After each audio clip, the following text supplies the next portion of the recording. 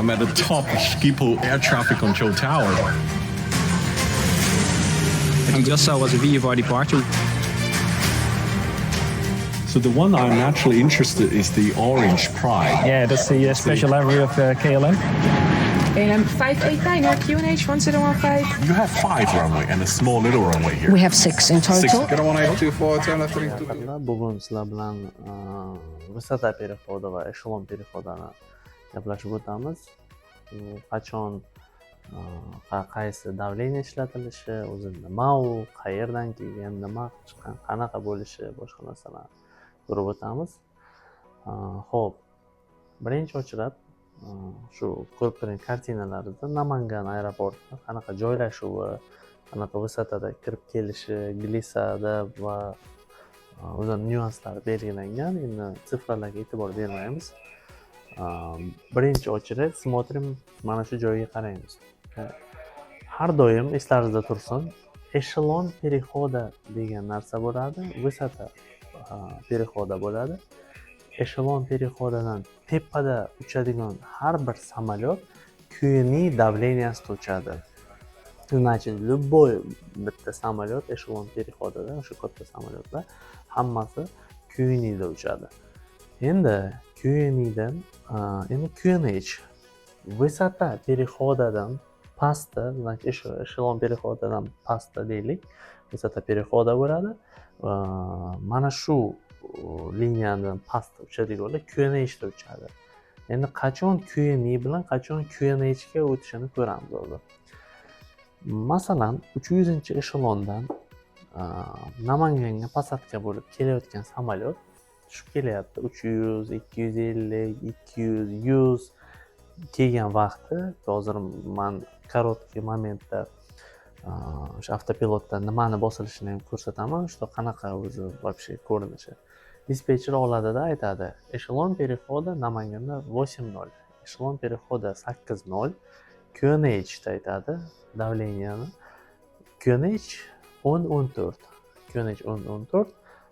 Продолжайте снижение, значит, дальнейшее tushavering определенную высотani aytadi уже. Mana ko'rib turganlaringizdek 1600 futov, 2000 futov, 3000 futov, 6000 futov uni obstanovkaga qarab aytadi. Masalan, ikkita samolyot turgan bo'lsa, bittasini 5000 ga tushirgan bo'lsa, ikkinchisini 6000 ga tushiradi.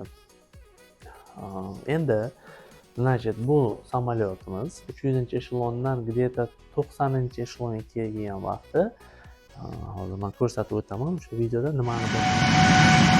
Siberian 1079, clear direct whiskey 030, descent 4000 feet, QNH 1026. QNH 1026, descent 4000 feet, proceeding whiskey 030, Siberia 1079er. Победа 553, заезжай прямо на Red. Проверяем. Снижаемся 4000. Дергаем. И 10.26 устанавливаем. Approach checklist. Bosgandan so'ng mana shu narsani QNIdan avtomatim QNH ga o'tadi. Значит, echelondan сразу высота 6000, 5000, 4000, 3000, 1000 bo'lib tushib ketaveradi. Endi обратныйsi samolyot uchdi, nabor qilib ketyapti. Vысота перехода, transition altitude Namanganda 6000 fut. 6000 ga yaqinlashgan vaqti, samolyotimiz 6000 ga yaqinlashgan vaqti, hozir ko'rsataman nimadan nimaga bosilishi. Down to the line. И, в принципе, нам уже дали набор эшелона 1.3.0, поэтому ставим стандартный. Ух, как красиво. Опс, стандартный это на себя совсем забыл. И мы можем считать below the line, хотя он не даст, скорее всего, ниже transition altitude, которая для нас составляет 10 тысяч вроде. Да, 10 тысяч футов. Below the line. Barrow ref. Standard set. Standard set. After takeoff, climb checklist complete. Великолепно. Siberian 1079, climb patrol 140, contact coach 134. Moscow approach, Siberia 1079, Tog Mufo Sierra, flight level 140. Siberian 1079, Moscow approach, climb to flight level 280. Climb flight level 280, Siberia 1079er. Mana shu narsani bosgandan so'ng avtomatim eshelonga o'tadi уже. Eshelonga o'tadi. Обраткasi ham shunaqa. Bu narsani уже gaplashib oldik.